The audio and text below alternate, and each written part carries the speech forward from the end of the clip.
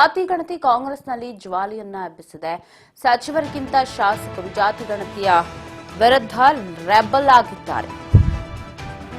ಆಡಳಿತಾರೂಢ ಕಾಂಗ್ರೆಸ್ನಲ್ಲಿ ಜಾತಿ ಗಣತಿಯ ಜ್ವಾಲೆ ಜೋರಾಗಿ ಉರಿತಾ ಇದೆ.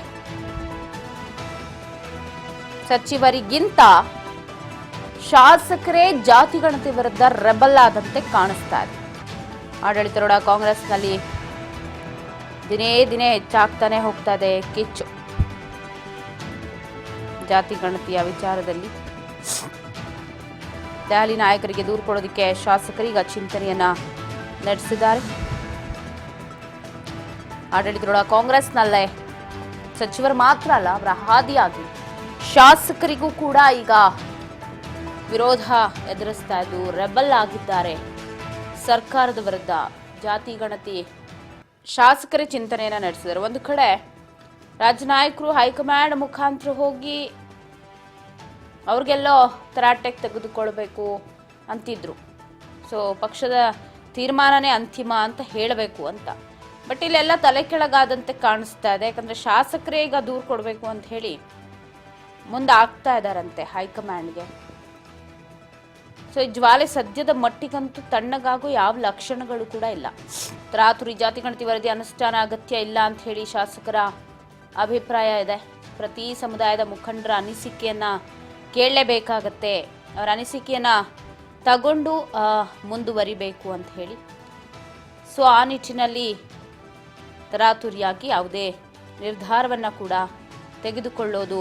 ಸೊ ಹಾಗಾಗಿ ಈಗ ಹೈಕಮಾಂಡ್ ಗಮನಕ್ಕೂ ಕೂಡ ತರಬೇಕು ಈ ವಿಚಾರವನ್ನ ಅಂತ ಮುಂದಾಗಿದ್ದಾರೆ. ಸೊ ನೋಡೋಣ ಏನಾಗುತ್ತೆ ಅಂತ. ಬಗ್ಗೆ ಮತ್ತಷ್ಟು ಅಪ್ಡೇಟ್ಸ್ ಕೊಡ್ತಾ ಹೋಗ್ತಾರೆ ಪ್ರತಿನಿಧಿ ಬಸವರಾಜ್ ಫೋನ್ ಸಂಪರ್ಕದಲ್ಲಿದ್ದಾರೆ. ಬಸವರಾಜ್, ಒಂದು ಕಡೆ ಹೈಕಮಾಂಡ್ಗೆ ರಾಜ್ಯ ನಾಯಕರೇ ದೂರನ್ನ ಕೊಟ್ಟು ಹೈಕಮಾಂಡ್ ಮುಖಾಂತರವಾಗಿ ಶಾಸಕ ಸಚಿವರಿಗೆ ಸ್ವಲ್ಪ ಮನವರಿಕೆ ಮಾಡಬೇಕು ಜಾತಿ ಗಣತಿ ವಿಚಾರದಲ್ಲಿ ಅಂತ ಹೇಳಿ ಮುಂದಾಗಿದ್ರು. ಬಟ್ ಇದೀಗ ಶಾಸಕರೇ ಹೈಕಮಾಂಡ್ ವರ್ಗೂ ದೂರನ್ನ ಕೊಡೋದಿಕ್ಕೆ ಮುಂದಾಗಿದ್ದಾರೆ ಜಾತಿ ಗಣತಿ ವಿಚಾರ ಅಂತ. ಸದ್ಯಕ್ಕೆ ಈ ಜ್ವಾಲೆ ತಣ್ಣಗಾಗಲ್ವಾ?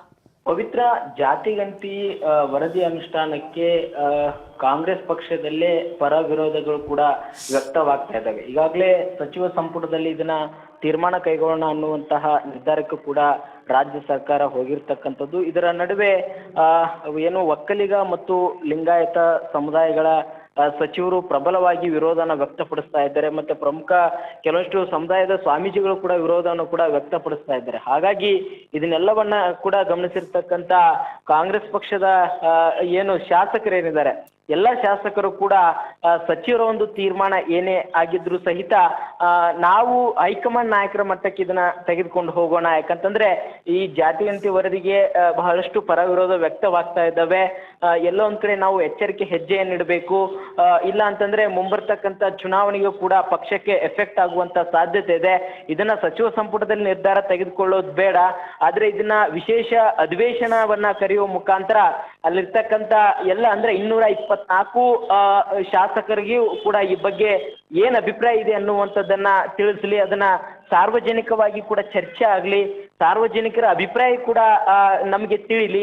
ಅದಾದ ಬಳಿಕ ನಾವು ಈ ವರದಿಯನ್ನು ಅನುಷ್ಠಾನ ಮಾಡ್ಬೇಕಾ ಬೇಡ್ವಾ, ಯಾವ ರೀತಿಯಾಗಿ ಇದರಲ್ಲಿ ಏನು ಲೋಪದೋಷಗಳಿದಾವ ಅನ್ನುವಂಥದ್ದನ್ನು ಕೂಡ ಗಮನಿಸಿ ಇದನ್ನ ನಾವು ಜಾರಿಗೆ ತರುವಂತ ನಿಟ್ಟಿನಲ್ಲಿ ಮುಂದಾಗೋಣ. ಇದು ತರಾತುರಿಯಲ್ಲಿ ಈ ವರದಿ ಅನುಷ್ಠಾನ ಮಾಡೋದು ಬೇಡ ಅನ್ನುವಂಥದ್ದು, ಮತ್ತೆ ಅಗತ್ಯತೆಯೂ ಕೂಡ ಇಲ್ಲ. ಇದು ಪಕ್ಷಕ್ಕೂ ಕೂಡ ಹೊಡೆತ ಬೀಳುತ್ತೆ. ಕಾಂಗ್ರೆಸ್ ಪಕ್ಷಕ್ಕೆ ಎಲ್ಲ ಸಮುದಾಯಗಳು ಕೂಡ ಒಂದು ಸಹಮತ ಬೇಕು. ಹಿಂದುಳಿದ ವರ್ಗಗಳಾಗಿರ್ಬೋದು, ಮತ್ತೆ ಪ್ರಬಲ ಸಮುದಾಯಗಳಾಗಿರ್ಬೋದು, ಒಂದು ರಾಷ್ಟ್ರೀಯ ಪಕ್ಷಕ್ಕೆ ಎಲ್ಲಾ ಸಮುದಾಯಗಳ ಕೂಡ ವಿಶ್ವಾಸ ಕೂಡ ಬೇಕು. ಒಂದಿಷ್ಟು ಸಮುದಾಯಗಳ ವಿಶ್ವಾಸದ ಒಂದು ಕಳೆದುಕೊಂಡ್ರೆ ಚುನಾವಣೆ ಆಗಿರ್ಬೋದು ಮತ್ತು ಪಕ್ಷಕ್ಕೂ ಕೂಡ ಎಫೆಕ್ಟ್ ಆಗುವಂತ ಸಾಧ್ಯತೆ ಇದೆ. ಹಾಗಾಗಿ ಈ ನಡುವೆ ಎಚ್ಚರಿಕೆ ಹೆಜ್ಜೆ ಇಡಬೇಕು ಅನ್ನುವಂಥದ್ದು. ಇದನ್ನೆಲ್ಲವನ್ನು ಕೂಡ ಗಮನಿಸಿ ಕಾಂಗ್ರೆಸ್ ಪಕ್ಷದ ಶಾಸಕರು ಸಿಎಂ ಸಿದ್ದರಾಮಯ್ಯವರಿಗೆ DCM DK ಶಿವಕುಮಾರ್ ಅವರು ಕೂಡ ಈ ಬಗ್ಗೆ ಇದನ್ನ ಮನವರಿಕೆ ಮಾಡಿಕೊಡುವಂತ ಪ್ರಯತ್ನ, ಒಂದು ಮನವಿಯನ್ನ ಕೊಟ್ಟು ಅದಾದ ಬಳಿಕ ಹೈಕಮಾಂಡ್ ನಾಯಕರ ಗಮನಕ್ಕೂ ಕೂಡ ತರುವಂತ ಪ್ರಯತ್ನಕ್ಕೆ ಶಾಸಕರು ಒಂದಿಷ್ಟು ಚಿಂತನೆ ನಡೆಸಿದ್ದಾರೆ ಎನ್ನುವಂತಹ ಮಾಹಿತಿ ಕೂಡ ಸದ್ಯಕ್ಕೆ ಸಿಗ್ತಾ ಇದೆ. ಹಾಗಾಗಿ ಕಾಂಗ್ರೆಸ್ ಪಕ್ಷದಲ್ಲಿ ಬಹಳಷ್ಟು ಈ ಒಂದು ಜಾತಿ ಗಣತಿ ವರದಿಗೆ ವಿರೋಧವು ಕೂಡ ವ್ಯಕ್ತವಾದಂತಹ ರೀತಿಯಲ್ಲಿ ಇದನ್ನ ಪ್ರತಿಯೊಂದು ಕ್ಷೇತ್ರಗಳಲ್ಲಿ ಕೂಡ ಎಲ್ಲಾ ಸಮುದಾಯದ ಜನರು ಕೂಡ ಇರ್ತಕ್ಕಂಥದ್ದು.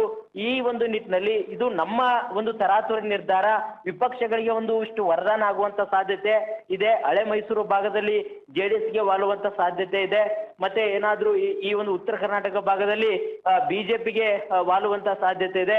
ಹಾಗಾಗಿ ನಾವು ಎಚ್ಚರಿಕೆ ಹೆಜ್ಜೆಯನ್ನು ಇಡಬೇಕು. ಯಾವ ಸಮುದಾಯಗಳನ್ನು ಕೂಡ ನಾವು ವಿರೋಧ ಕಟ್ಟಿಕೊಳ್ಳದಂತೆ ಈ ವರದಿಯನ್ನು ಅನುಷ್ಠಾನ ಮಾಡಬೇಕು ಅಥವಾ ಯಾವ ರೀತಿಯಾಗಿ ಮುಂಸಾಗಬೇಕು ಅನ್ನುವಂಥದ್ದು ನಾವು ಚಿಂತನೆ ನಡೆಸಬೇಕು ಅನ್ನುವಂತ ನಿಟ್ಟಿನಲ್ಲಿ ಕೂಡ ಕಾಂಗ್ರೆಸ್ ಪಕ್ಷದ ಶಾಸಕರ ನಿಲುವು ಕೂಡ ಆಗಿರ್ತಕ್ಕಂಥದ್ದು. ಪವಿತ್ರ. ಬಸವರಾಜ್, ಒಂದು ಕಡೆ ಈಗಾಗಲೇ ಸಚಿವ ಸಂಪುಟ ಸಭೆ ಮಾಡಿದಂಥ ಸಂದರ್ಭದಲ್ಲಿ ಕ್ಲೈಮ್ಯಾಕ್ಸ್ ಬರುತ್ತೆ ಅಂತ 17ನೇ ತಾರೀಕೇನು ಸಚಿವ ಸಂಪುಟ ಸಭೆ ಮಾಡಿದ್ರು. ಆಗ ಸಚಿವರಿಗೆ ಲಿಖಿತ ರೂಪದಲ್ಲಿ ಒಂದಷ್ಟು ಅನಿಸಿಕೆಯನ್ನ ಕೊಡಿ ಅಂತ ಹೇಳಿದ್ರು. ಜೊತೆಗೆ ಸಚಿವರಿಗೆ ಹೇಳಿದ್ರು ಶಾಸಕರ ಅಭಿಪ್ರಾಯವನ್ನ ಕೂಡ ಕಲೆ ಹಾಕಿ ಅಂತ. ಇಲ್ಲಿವರೆಗೂ ಸಚಿವರು, ಶಾಸಕರು ಅಥವಾ ಮುಖಂಡರು ಇವ್ರು ಯಾರ ಒಂದು ಅನಿಸಿಕೆಗಳನ್ನ ಕೂಡ ಪಡೆದಿಲ್ವಾ ಹೇಗೆ ಅಂತ? ಪವಿತ್ರ, ಒಂದ್ ಕಡೆ ಈ ಬಗ್ಗೆ ಈ ವರದಿಯ ಅನುಷ್ಠಾನ ಕುರಿತಂತೆ ಸಿಎಂ ಸಿದ್ದರಾಮಯ್ಯ, ಡಿಸಿಎಂ ಡಿ.ಕೆ. ಶಿವಕುಮಾರ್ ಅವರು ಕೂಡ ಪಕ್ಷದ ಹೈಕಮಾಂಡ್ ನಾಯಕರ ಜೊತೆ ಚರ್ಚೆ ನಡೆಸಿದ್ದಾರೆ ಅನ್ನುವಂಥದ್ದು, ಮತ್ತೆ ಎಲ್ಲ ಸಚಿವರಿಗೂ ಕೂಡ ಈ ಬಗ್ಗೆ ತಿಳಿಸಿದ್ದಾರೆ ಅನ್ನುವಂಥದ್ದು. ಆದ್ರೆ ಶಾಸಕರಿಗೆ ಇದನ್ನ ತಲುಪಿಸುವಂತ ಪ್ರಯತ್ನದಲ್ಲಿ ಎಲ್ಲ ಒಂದ್ ಕಡೆ ಒಂದು ಸಿಎಂ ಸಿದ್ದರಾಮಯ್ಯ, ಡಿಸಿಎಂ ಡಿ.ಕೆ. ಶಿವಕುಮಾರ್ ಅವರು ಕೂಡ ಹಿಂದೇಟ್ ಹಾಕಿದ್ರ ಅನ್ನುವಂತಹ ಮಾತುಗಳು ಕೂಡ ಕೇಳಿ ಬರ್ತಾ ಇದ್ದಾವೆ. ಇದನ್ನ ಸಚಿವರ ಮುಂದೆ ಮಾತ್ರ ಪ್ರಸ್ತಾಪ ಮಾಡಿ ಶಾಸಕರಿಗೂ ಕೂಡ ಒಂದು ಅಭಿಪ್ರಾಯಕ್ಕೆ ಸಚಿವರ ಮುಖಾಂತರ ತೆಗೆದುಕೊಳ್ಳುವಂತ ಪ್ರಯತ್ನ ಮಾಡಿದ್ದಾರೆ ಹೊರತು ನೇರವಾಗಿ ಶಾಸಕರಿಗೆ ಇದನ್ನು ತಿಳಿಪಡಿಸುವಂತ ಪ್ರಯತ್ನ ಮಾಡಿಲ್ಲ ಅನ್ನುವಂತಹ ಒಂದಿಷ್ಟು ಆರೋಪಗಳು ಕೂಡ ಕಾಂಗ್ರೆಸ್ ಪಕ್ಷದ ವಲಯದಲ್ಲಿ ಇರ್ತಕ್ಕಂಥದ್ದು. ಹಾಗಾಗಿ ಯಾವಾಗ ಸಮುದಾಯವಾರು ಈ ಒಂದು ವಿರೋಧಗಳು ವ್ಯಕ್ತವಾಗ್ತಾ ಇದ್ದಾವೆ, ಮುಖಂಡರು ತೀವ್ರವಾಗಿ ಖಂಡನೆ ಮಾಡ್ತಾ ಇದ್ದಾರೆ. ಇದನ್ನ ಮನಗಂಡಿರ್ತಕ್ಕಂಥ ಶಾಸಕರು ಸಚಿವರಿಗೆ ಇದನ್ನ ತಿಳಿಸುವಂತ ಪ್ರಯತ್ನ ಮಾಡಿದ್ರು. ಆದ್ರೂ ಸಹಿತ ಇದು ದೊಡ್ಡ ಮಟ್ಟದಲ್ಲಿ ಪರ ವಿರೋಧ ವ್ಯಕ್ತವಾದಂತ ಸಂದರ್ಭದಲ್ಲಿ ಇದನ್ನ ಪಕ್ಷದ ಹೈಕಮಾಂಡ್ ನಾಯಕರಿಗೆ ಮುಟ್ಟಿಸುವಂತ ಪ್ರಯತ್ನ ಮಾಡೋಣ, ನಮ್ಮ ಅಭಿಪ್ರಾಯಗಳನ್ನು ಕೂಡ ಅವರಿಗೆ ತಿಳಿಸುವಂತ ಪ್ರಯತ್ನ ಮಾಡೋಣ ಅನ್ನುವಂತಹ ನಿರ್ಧಾರಕ್ಕೂ ಕೂಡ ಕಾಂಗ್ರೆಸ್ ಪಕ್ಷದ ಶಾಸಕರು ಹೋದಂತೆ ಕಾಣ್ತಾ ಇದೆ. ಯಾಕಂತಂದ್ರೆ ವಿರೋಧ ಪಕ್ಷಗಳಲ್ಲೂ ಕೂಡ ಸಾಕಷ್ಟು ವಿರೋಧ ಕೂಡ ಇದು ವ್ಯಕ್ತವಾಗ್ತಾ ಇದೆ. ಪ್ರಬಲ ಸಮುದಾಯಗಳ ನಾಯಕರು ಕೂಡ ಇದನ್ನು ತೀವ್ರವಾಗಿ ಖಂಡಿಸ್ತಾ ಇದ್ದಾರೆ.